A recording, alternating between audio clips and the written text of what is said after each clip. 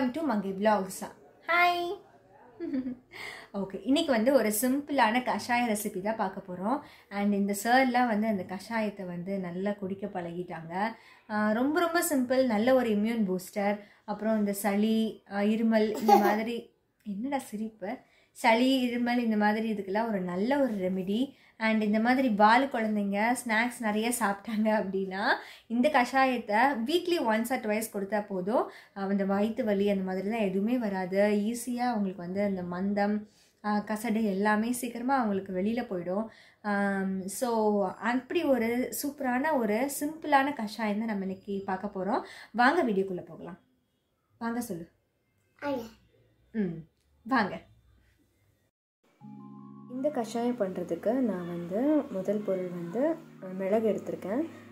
நான் வந்து முழு மிளகு எடுத்திருக்கேன். நம்ம பொடி கூட யூஸ் பண்ணலாம், பட் எனக்கு வந்து இந்த மிளகு இடித்து போட்டால் தான் வந்து கரெக்டாக இருக்க மாதிரி இருக்கும். ஸோ மிளகு, இன்னொரு ஐட்டம் வந்து மஞ்சள் பொடி, இது ரெண்டு வச்சு தான் நம்ம இந்த கஷாயம் பண்ண போகிறோம்.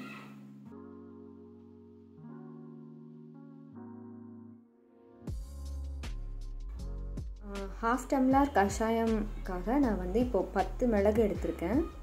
அதை வந்து நல்லா இந்த உரலில் போட்டு இடிச்சுக்க போகிறேன்.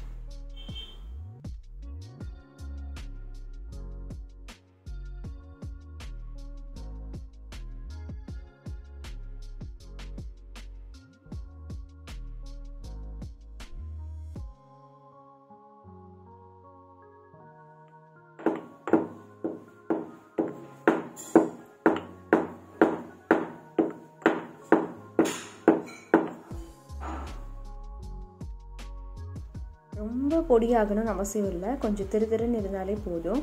ஸோ இப்போ வந்து பொடி பண்ணி எடுத்தாச்சு. 1 டம்ளர் தண்ணி எடுத்திருக்கேன். இந்த மாதிரி மீடியம் சைஸ் டம்ளருக்கு 1 டம்ளர் தண்ணி எடுத்திருக்கேன்.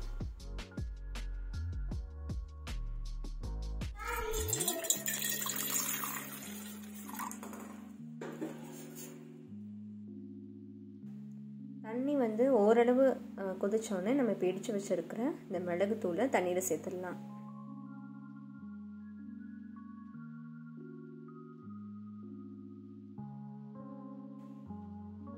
மிளகுத்தூளோட கொஞ்சமாக மஞ்சள் பொடி, ஒரு துளி போதும் மஞ்சள் பொடி, அதை போட்டுக்கலாம்.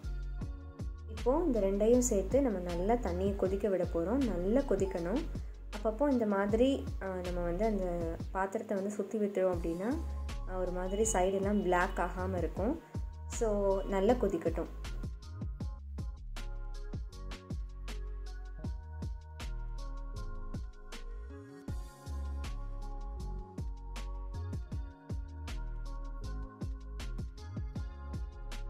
ஒரு 5 மினிட்ஸ் இந்த மாதிரி கொதிச்சதுக்கப்புறம் நம்ம அதில் கொஞ்சம் நாட்டு சர்க்கரை, நான் 1 ஸ்பூன் நாட்டு சர்க்கரை வந்து சேர்க்குறேன்.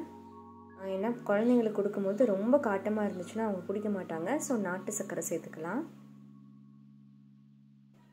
நாட்டு சர்க்கரை சேர்த்துட்டு மறுபடியும் வந்து பாத்திரத்தை நல்லா சுற்றி விடுங்க, அப்போ தான் கருப்பாகாமல் இருக்கும். இப்போ வந்து அதோட கலரே மாறிடுச்சு. ஸோ இப்போ நம்ம அடுப்பு ஆஃப் பண்ணிடலாம்.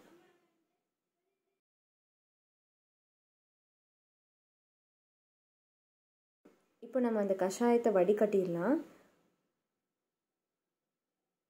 இப்போது நம்ம 1 டம்ளர் தண்ணி ஊற்றணும். ஸோ இப்போ வடிகட்டினதுக்கப்புறம் அந்த 1 டம்ளர் வந்து ஹாஃப் டம்ளரை குறைஞ்சிரும். அந்த அளவுக்கு நம்ம கொதிக்க விடணும். அப்போ தான் அந்த மிளகு மஞ்சள் பொடியோட சாறு நல்லா இறங்கும்.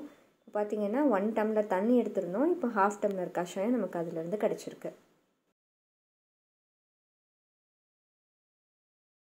வடிகட்டினோன்னே அப்புறம் இருக்கிற அந்த மிளகு, தட்டி வச்ச மிளகுலாம் இப்படி இருக்கும் இல்லையா, இது வந்து நம்ம நெக்ஸ்ட் டே ரசம் இல்லை குழம்பு ஏதாவது பண்ணால் யூஸ் பண்ணிக்கலாம். இன்னும் கொஞ்சம் வேணும்னா நம்ம வந்து நாட்டு சர்க்கரை இன்னும் கொஞ்சம் சேர்த்துக்கலாம்.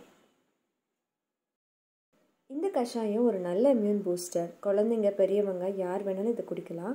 ரொம்ப நல்லது. உங்களுக்கு இந்த வீடியோ பிடிச்சிருக்குன்னு நினைக்கிறேன். உங்களுக்கு இந்த வீடியோ பிடிச்சிருந்ததுன்னா லைக் பண்ணுங்கள், ஷேர் பண்ணுங்கள், அண்ட் மறக்காமல் சப்ஸ்கிரைப் பண்ணுங்கள்.